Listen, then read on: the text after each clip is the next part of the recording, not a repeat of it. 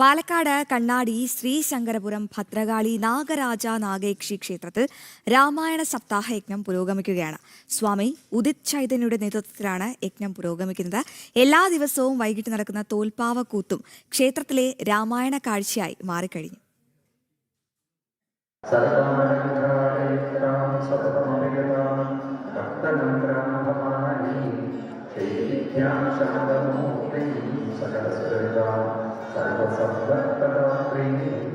കർക്കിടകം 9 മുതലാണ് കണ്ണാടി ശ്രീ ശങ്കരപുരം ശ്രീ ഭദ്രകാളി നാഗരാജ നാഗയക്ഷി ക്ഷേത്രത്തിൽ ശ്രീമദ് രാമായണ സപ്താഹ യജ്ഞത്തിന് തുടക്കമായത്. സ്വാമി ഉദിത് ചൈതന്യയുടെ മുഖ്യ കാർമ്മികത്വത്തിലാണ് രാമായണ സപ്താഹ യജ്ഞം നടക്കുന്നത്. രാമായണത്തിൽ പ്രതികൂല ജീവിത സാഹചര്യങ്ങളെ എങ്ങനെ അഭിമുഖീകരിക്കാമെന്ന് മനുഷ്യനെ പഠിപ്പിക്കുന്നുണ്ടെന്ന് സ്വാമി ഉദിത് ചൈതന്യ പറഞ്ഞു. രാമായണം നമ്മളെ പ്രാപ്തരാക്കുന്നത് എന്താണെന്ന് വെച്ച് കഴിഞ്ഞാൽ ജീവിതത്തിലെ സുഖ സൗകര്യങ്ങൾ നിറഞ്ഞ ലൈഫല്ല നമുക്ക് എപ്പോഴും ഉണ്ടാവുക.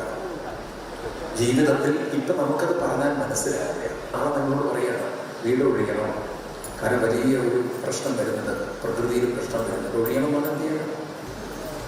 അപ്പം നമ്മൾ പല കഷ്ടപ്പാടുകളിലൂടെയും കടന്നു പോവാൻ ബാധ്യസ്ഥരാണ്.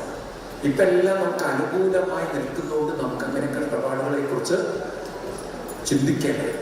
രാമായണ മാസത്തോടനുബന്ധിച്ച് ദിവസവും വൈകിട്ട് 7:30 മുതൽ പത്മശ്രീ രാമചന്ദ്ര പുലവരുടെ നേതൃത്വത്തിൽ തോൽപ്പാവക്കൂത്തും ക്ഷേത്രാങ്കണത്തിൽ നടക്കുന്നുണ്ട്. ഓഗസ്റ്റ് 1-നാണ് രാമായണ സപ്താഹ യജ്ഞം സമാപിക്കുക.